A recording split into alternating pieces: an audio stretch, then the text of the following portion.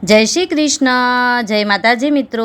આજે આપણે શ્રાવણ માસના રવિવારે કરવામાં આવતા વીરપસલી વ્રતની કથા વાર્તા અને તેના મહાત્મ્યનું શ્રવણ કરીશું। આ વ્રત બહેનો પોતાના ભાઈની સુખાકારી માટે કરે છે। આ વ્રત શ્રાવણ માસના કોઈ પણ રવિવારે લેવું અને બીજા રવિવારે તેનું ઉજવણું કરી પૂર્ણાહુતિ કરવી। વ્રત કરનારે શ્રાવણ માસના કોઈ પણ રવિવારે સવારે વહેલા ઉઠી સ્નાનાદિથી પરવારી ભોળાનાથ મહાદેવ માં આદિશક્તિ સમક્ષ વ્રતનો સંકલ્પ કરવો। 8 શેરનો સૂતરનો દોરો લેવો, જેમાં 8 ગાંઠ મારવી અને તે દોરાને હળદરવાળો કરી લેવો। એક દોરો પોતાના માટે અને આપણે જેટલા ભાઈઓ હોય તેટલા બીજા દોરા તે જ રીતે બનાવી લેવા। જો બહેન કુંવારી હોય તો ભાઈના કાંડે અને જો પરણિત હોય ને તો દોરાને મંદિરમાં મૂકી દેવો અને દરરોજ દોરાને સવાર સાંજ ધૂપ દેવો। એક દોરો પોતાના હાથના કાંડે બાંધી દેવો અને દરરોજ તે દોરાને પણ ધૂપ દેવો। ત્યારબાદ આ કથા વાર્તાનું શ્રવણ કરવું અને ભાઈનો ખોબો ભરાય તેટલું અનાજ લાવી તે રાંધીને તેમાંથી એકટાણું કરવું। ત્યારબાદ બીજા રવિવારે વ્રતનું ઉજવણું કરવું। તેમાં ભાઈનો ખોબો ભરાય તેટલા ઘઉંના લોટમાંથી લાડુ બનાવવા અને જો શક્ય હોય તો ભાઈના ઘરે તે દિવસે જમવું અને ભાઈ જે યથાશક્તિ ભેટ આપે તે સ્વીકારવી અને જે દોરા લીધા હોય તેને બીજા દિવસે પીપળે બાંધી દેવા। આનાથી આખું વર્ષ ભાઈના જીવનમાં આવતા દરેક વિઘ્નો અવરોધો દૂર થશે અને આખું વર્ષ ભાઈનું સુખમય વીતશે। યાદ રાખજો, વીરપસલી વ્રત રવિવારે જ લેવાય છે, સોમવારે લેવામાં આવતું નથી। ઘણા લોકો આ વ્રત સોમવારે લે છે તો સોમવારે લેવાથી તેનો કોઈ જ ફાયદો થતો નથી। માટે જો તમે ભાઈની સુખાકારી માટે જ વ્રત કરવા માંગતા હોવ ને તો આ વ્રત શ્રાવણ માસના રવિવારે જ લેવું। આ હતું વીરપસલી વ્રતનું વિધિ વિધાન અને હવે આપણે વ્રતની કથાનું શ્રવણ કરીએ। ધરમપુર નામે એક નાના સરખા ગામમાં એક ડોસી રહે। તેને 7 દીકરા અને 1 દીકરી હતી। 7 દીકરાને પરણાવી દીધા હતા અને દીકરીને પણ પરણાવી દીધી હતી, પરંતુ દીકરીને સાસરિયામાં બહુ જ દુઃખ હતું। વારે ઘડીએ સાસરિયા તેને મેણાટોણા મારતા હતા। નાના ઘરેથી આવી છે, કંઈ જોયું નથી એમ કરીને દુઃખ આપતા હતા અને એક દિવસ તો હદ થઈ ગઈ। સાસરિયાઓએ તેને હળધૂત કરીને કાઢી મૂકી। આ બાજુ પિયરિયામાં પણ મોટા 6 ભાઈઓએ તેનો ધંધો સેટ કરીને માંથી અલગ થઈ ગયા। નાનો ભાઈ ભલો ભોળો અને પ્રામાણિક હતો। ગામમાં એક નાનકડી પરચુરણ વસ્તુની દુકાન ચલાવતો હતો। નાની એવી દુકાન હતી તેથી તેને ખાસ કંઈ ઘરાગી ન રહેતી, પણ કરકસરવાળો હતો તેથી ઘરનું ગાડું જેમ તેમ હાલતું। તેની પત્ની પણ ભલી અને ભોળી હતી। બંને જણ ભોળા હતા અને ડોસી પ્રત્યે તેમને અપાર પ્રેમ હતું, તેથી તેઓ ડોસી સાથે રહેતા હતા। આ બાજુ કર્મની કઠણાએ બહેન પણ પિયરિયામાં આવી અને નાના ભાઈ સાથે રહેવા લાગી। નાના ભાઈ અને ભાભી પ્રેમાળ અને દયાળુ હતા, તેથી ચારેય સંપીને રહેવા લાગ્યા। પરંતુ બહેનને ભાઈ ઉપર બોજ નહોતું બનવું, તેથી તેણે કંઈ કામ કરવાનો વિચાર કર્યો। તેને થયું, મોટા ભાઈઓ પાસે પૈસા છે, હાલને એની પાસે જઈને કંઈ કામ માંગું। મારા લાયક કંઈ કામ હશે તો તેઓ મને આપશે અને હું નાના ભાઈની મદદ કરી શકીશ। તે તો મોટા 6 ભાઈ પાસે ગઈ, પરંતુ ત્યાં સુધી તો મોટા ભાઈઓ કામ પર નીકળી ગયા હતા। તેણે તો ભાભીઓ પાસે કામની માંગણી કરી કે કંઈ કામ હોય તો મને આપો, જેથી કરીને હું નાના ભાઈની મદદ કરી શકું। પરંતુ ભાભીઓ તો એટલી અભિમાની હતી કે તેઓએ તો છણકો કરીને કહી દીધું કે બીજું કંઈ તો કામ નથી અમારા ઘરે। હા, તમારાથી ઢોર ચરાવવાનું કામ થાય ને તો કરો। બહેને તો ઢોર ચરાવવાનું કામ માથે લીધું અને સાંજે ઘેર જતી વખતે ભાભીઓ જે વધ્યું ઘટ્યું ખાવાનું આપતી તે ઘેર લઈ જઈને ખાતી।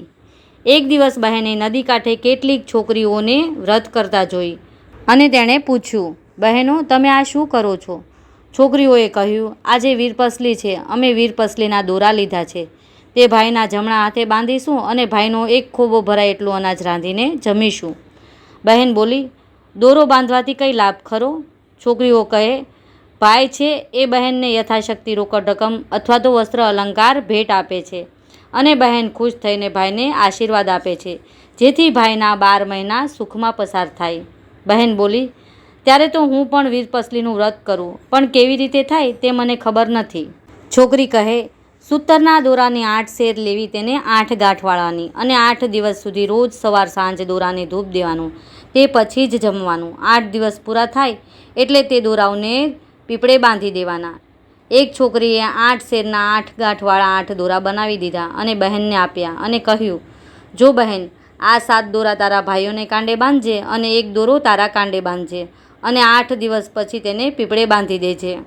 બહેન તો ઝટપટ પોતાના ઘરે ગઈ અને પોતે વીરપસલી વ્રત લીધું છે એવી વાત માને કરી અને કહ્યું, માં, વ્રતના દોરાને ધૂપ દેવા માટે દેવતા રાખજો. માએ કહ્યું, સારું, અને તેણે ચૂલો ઠાર્યો નહીં. એવામાં તેની ભાભીઓને ખબર પડી કે નણંદે વીરપસલીનું વ્રત લીધું છે, તેથી મનમાં બળવા લાગી. આ બાજુ બહેન નદીએ નાહવા ગઈ એટલે તેની એક અદેખી ભાભીએ કોઈ બહાને ઘરમાં આવી ચૂલામાં પાણી રેડી દીધું. આથી દેતવા ઓલવાઈ ગયા. થોડી વારે બહેન ઘેર આવી અને દોરાને ધૂપ દેવા માટે ચૂલે ગઈ તો ચૂલો ઠરી ગયો હતો. આથી માને કહેવા લાગી, માં, હું તો તમને કહીને ગઈ હતી કે મારે આજે વીરપસલીનું વ્રત છે, તોય તમે ચૂલો ઠારી નાખ્યો. ત્યારે માએ કહ્યું, મેં તો ચૂલો ચાલુ જ રાખ્યો હતો, પરંતુ હા, હમણાં જ તારી એક ભાભી આવી હતી, મને એવું લાગે છે કે તેણે જ ચૂલો ઠારી નાખ્યો હશે. બહેને ફરી ચૂલો સળગાવ્યો અને થોડાક અંગારા લઈ દોરાને ધૂપ દીધો. પછી તેણે વધ્યું ઘટ્યું ખાઈ લીધું અને જોતજોતામાં વ્રતના 8 દિવસ પૂરા થઈ ગયા. આજે બહેનને વ્રતનું ઉજવણું કરવાનું હતું, તેથી તેણે માને કહ્યું, માં, આજે મારે મારા વ્રતનું ઉજવણું કરવાનું છે, તેથી 6 ભાઈઓને દોરો બાંધીને આવું. જો તેઓ મને હેતથી બોલાવશે અને જમાડશે ને તો જમીશ. આમ કહી બહેન 6 મોટા ભાઈઓને ઘેર ગઈ અને ભાઈઓને દોરો બાંધ્યો. ભાઈઓએ દોરો બંધાવ્યો પણ ખરો, પણ બહેનને કંઈ આપ્યું નહીં અને ભાભીઓએ છણકો કરીને તેને કાઢી મૂકી. બહેન તો હતાશ થઈને ઘેર આવી. ઘરે આવીને જોયું તો નાનો ભાઈ પણ ખેતરે ચાલ્યો ગયો હતો, તેથી ઉદાસ ચિત્તે બેસી ગઈ. ત્યારે તેની નાની ભાભીએ પૂછ્યું, શું થયું બેનબા, આમ ઉદાસ કેમ બેઠા છો? ત્યારે બહેને મોટા ભાઈના ઘેર બનેલી હકીકત કીધી. તો નાની ભાભીએ તેને આશ્વાસન આપ્યું અને કહ્યું, તેમાં મૂંઝાવ છો શા માટે? તેમને ખેતરે વાવવા માટે મેં થોડા કૂદરા આપ્યા છે અને 1 પૈસો પણ આપ્યો છે. જાવ અને તમારા ભાઈને દોરો બાંધી આવો. બહેન તો ઝટ ખેતરે ગઈ અને ભાઈને વીરપસલી એમ કહી તેના જમણા હાથે દોરો બાંધી દીધો. ભાઈએ ગળગળા થઈ ખેતરે વાવવા થોડા કૂદરા લાવ્યો હતો તે બહેનના હાથમાં આપી દીધા અને ગજવામાં 1 પૈસો પડ્યો હતો તે પણ આપી દીધો અને 1 માટીનું ઢેફું આપ્યું અને બહેનને કહ્યું, આ ગરીબ ભાઈ પાસે બીજું તો કંઈ નથી.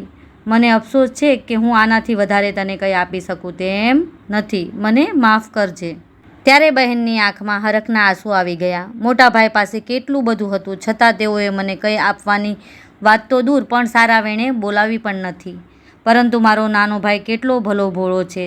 તેણે તો ભાઈનું આખું વર્ષ સુખમય વીતે તેવા આશીર્વાદ આપી કહ્યું, ભાઈ, તમે મને જે પ્રેમથી કૂદરા આપ્યા છે તે મારા મન કમોદ છે. જે માટીનું ઢેફું આપ્યું છે તે મારા મન ગોળ બરાબર છે અને જે પૈસો આપ્યો છે તે લાખો રૂપિયા બરાબર છે. આમ કહી બહેન તો હરખભેર ઘરે ગઈ અને જોયું તો ઓસરીમાં તેનો પતિ બેઠેલો હતો. આ તો ન માન્યમાં આવે તેવી વાત હતી. મનમાં થયું, આ આવ્યા ક્યાંથી? તે તો માથે ઓઢીને અંદરના ઓરડામાં મા પાસે જતી રહી. માએ કહ્યું, બેટી, તારી શ્રદ્ધા ફળી, તારું વ્રત ફળ્યું, આજે તારા પતિ તને તેડવા આવ્યા છે. જમાઈએ જવાની ઉતાવળ કરવા માંડી. સાસુ મૂંઝાયા કે ઘણે વર્ષે દીકરી સાસરે જાય છે તો કંઈક આપવું તો પડશે ને, પણ ઘરમાં હતું શું તે આપે? બહેનની 6 મોટી ભાભીઓને ખબર પડી કે આજે નણંદ સાસરે જાય છે, એટલે નણંદની ઠેકડી ઉડાડવા એક સુંડલામાં સાવરણી, ફાટેલી ઈંઢોણી, ગાભા અને ચિત્રા ભર્યા અને તેનું પોટલું બાંધી સાસુ પાસે આવી પોટલું આપીને બોલી, આ અમારા તરફથી બહેનને આપજો. ખેતરમાં ગયેલો નાનો ભાઈ પણ ખબર મળતા હરખભેર ઘેર આવ્યો, પણ બહેનને આપવા જેવું તેની પાસે કંઈ જ ન હતું, તેથી ઉદાસ થઈ ગયો. બહેન તેના મનનો ભાવ સમજી ગઈ અને કહેવા લાગી, ભાઈ, તે મને હેતથી 1 પૈસો આપ્યો છે તે મારે મન 1 લાખ રૂપિયા બરાબર છે. જે કૂદરા આપ્યા છે તે કમોદ બરાબર છે અને જે માટીનું ઢેફું આપ્યું છે ને તે ગોળ બરાબર છે. ભાઈને આ સાંભળી ઘણો આનંદ થયો. ભાઈ બહેનને વળાવવા ગામના પાદર સુધી ગયો. મા પણ ભીની આંખે દીકરીને વળાવીને ઘેર આવી. ત્યારે તો એને યાદ આવ્યું, અરે રે, દીકરીને દોરાને ધૂપ કરવો હશે તો વગડામાં દેવતા ક્યાંથી લાવશે, માટે આપી આવું. મા તો 1 ઠીપમાં દેવતા લઈ દીકરીને દેવા દોડી. સાસુને દેવતા આપવા આવેલ જોઈ જમાઈને હસવું આવ્યું કે આ વળી શું, દેવતા દેવા માએ ડોટ મૂકી? ડોસીની દીકરી કહે, નાથ, આ રૂડો પ્રતાપ દેવતાનો જ છે કે આપણો મેળાપ થયો છે. મેં શ્રદ્ધાથી વીરપસલીનું વ્રત કર્યું છે, આ બધો પ્રતાપ તેનો જ છે અને હજુ તેનું ઉજવણું કરવાનું બાકી છે. તેથી દોરાને ધૂપ દેવા માટે દેવતા જોઈએ, એટલે મારી માં આપી ગઈ. ગમે તેમ તોય માની મમતા ને. આગળ ચાલતા એક વાવ આવી એટલે વર વહુ પાળ ઉપર થાક ખાવા માટે બેઠા. પછી અંગારા પર દોરાને ધૂપ કરી વહુ વાવમાં નાહવા ઉતરી. નાહીને તેણે વર પાસે એક સાડલો માંગ્યો. વરે પેલું પોટલું ખોલી અને જોયું તો અંદર રંગબેરંગી રેશમી ચીર દીઠા. તેણે કહ્યું, કયા રંગના ચીર આપું? વહુ કહે, અમારે વળી હીર ચીર કેવા? વરે જુદા જુદા રંગના ચીર બતાવ્યા અને તેમાંથી ગુલાબી રંગનું ચીર કાઢીને વહુ તરફ ફેંક્યું. તે વહુએ પહેર્યું અને તે સમજી ગઈ કે આ બધો વીરપસલી વ્રતનો પ્રભાવ છે. વહુએ બહાર નીકળી બીજી બચકી ખોલી તો તેમાં ગોળ, સોના મહર અને ચોખા હતા. નાના ભાઈએ આપેલ પૈસા સોના મહર બની ગયા હતા. માટીનું ઢેફું ગોળ બની ગયો હતો અને કોદરા હતા તે કમોદ બની ગઈ હતી. વહુ તો વિચારમાં પડી ગઈ કે આ શું. પછી એણે વરને સોના મહોર આપી ગામમાં ખાવાનું લેવા મોકલ્યો. વર ગયો તે સાથે જ અહીંયા વાવની જગ્યાએ ભવ્ય મહેલ ખડો થઈ ગયો. વહુ તો 16 શણગાર સજીને 7મા માળની બારીમાં ઊભી હતી. થોડી વારે વર આવ્યો પણ વાવ ન જોતા મૂંઝાયો કે અહીંયા વગડામાં એકાએક મહેલ ક્યાંથી ખડો થઈ ગયો. ત્યાં તો વહુ નીચે દોડી આવી અને વરના હાથમાંથી પોટલું લેતા બોલી, નાથ, આ બધો વ્રતનો પ્રભાવ છે. ચાલો મહેલમાં, હું ઝટપટ રસોઈ કરી નાખું. વહુએ મહેલમાં ચૂલો ખોદવા માંડ્યો પણ જ્યાં ખોદે ત્યાં સોનું ને સોનું દેખાય. ધરતી દેખાય તો ચૂલો થાય ને. અરે રે, હવે રાંધવું શી રીતે? વહુએ ધરતી માને ખૂબ જ વિનવણી કરી અને પછી એક ખૂણામાં ખોદ્યું તો ત્યાં માટી હતી. એણે ત્યાં ચૂલો કર્યો અને ઝટપટ રસોઈ બનાવી નાખી. પછી બંને જમ્યા અને મહેલમાં જ વસવાટ કર્યો. મહેલમાં બધી જ સામગ્રી ભરેલી હતી એટલે વર વહુ ખાય છે, પીએ છે ને મજા કરે છે. આ વ્રતના થોડા વરસ વીત્યા હશે અને વહુના પિયરિયામાં માઠી દશા બેઠી. એકાએક દુકાળ પડવાથી 16 માણસનું કુટુંબ મુઠ્ઠી ધન માટે વલખા મારવા લાગ્યું. વહુના 7 ભાઈ, 7 ભોજાઈ અને માતા પિતા બધાએ વખાના માર્યા. મજૂરી કરીને પેટ ભરવા પરગામ ચાલી નીકળ્યા. ચાલતા ચાલતા તેઓ એક મહેલ આગળ આવી પહોંચ્યા. અહીંયા એક બાગ બંધો હતો એટલે તેમને આશા બંધાઈ કે જરૂર અહીં કામ મળશે અને ખાવાનું પણ મળશે. 7મા માળની બારીએ ઊભેલી બહેને બધાને ઓળખી કાઢ્યા. તે તો ઝટપટ નીચે ઉતરી પણ કોઈને બોલાવ્યા નહીં. તેને જાહેર થવું ન હતું. બહેને પોતાના 6 મોટા ભાઈઓને પાવડો અને ત્રિકમ આપી જમીન ખોદવાના કામે લગાડી દીધા. 6 ભાભીઓને તગારા આપી માટી નાખવાના કામે લગાડી દીધી. નાના ભાઈ ભાભીને મહેલમાં દેખરેખ રાખવાના બહાને રાખ્યા અને માતા પિતાને મહેલનો એક ખંડ સોંપી દીધો. તેઓ ખાય છે, પીએ છે અને ઈશ્વરનું ભજન કરે છે. હવે બાગ બનાવવાનું કામ ધમધોકાર ચાલવા લાગ્યું. 6 મોટા ભાઈ અને ભાભીઓ આવું મહેનતનું કામ કરીને કંટાળી ગયા હતા. પણ શું કરે, પેટનો ખાડો પૂરવા માટે મજૂરી કર્યા વગર છૂટકો ન હતો. બધા ભાગ્યને દોષ દઈ કાળી મજૂરી કરી રહ્યા હતા જ્યારે બહેનના નાના ભાઈ અને ભાભી મહેલમાં આરામ કરી રહ્યા હતા. થોડા દિવસ પછી બહેને મોટા ભાઈ ભાભીઓને મહેલમાં જમવા બોલાવ્યા. તેમની સાથે નાના ભાઈ ભાભીને પણ જમવા બેસાડ્યા. મોટા ભાઈ ભાભી તો હરખાઈ ગયા. તેમને થયું આજે તો કંઈ સારું જમવાનું મળશે અને હવે બહેને જાતે પીરસવા માંડ્યું. તેણે મોટા ભાઈઓના થાળમાં સોનાના લાડવા પીરસ્યા અને ભાભીઓના થાળમાં ચાંદીના લાડવા પીરસ્યા અને વાટકામાં ખારી રાબ પીરસી. જ્યારે નાના ભાઈ ભાભીના થાળમાં ચૂરમાના લાડુ અને દાળ પીરસી. નાનો ભાઈ અને ભાભી મોજથી લાડુ ખાવા લાગ્યા અને દાળના સબડકા બોલાવવા લાગ્યા. જ્યારે 6 મોટા ભાઈ ભાભીઓ એકબીજાના મોઢા સામે જોવા લાગ્યા કે આ તે કેવું જમણ.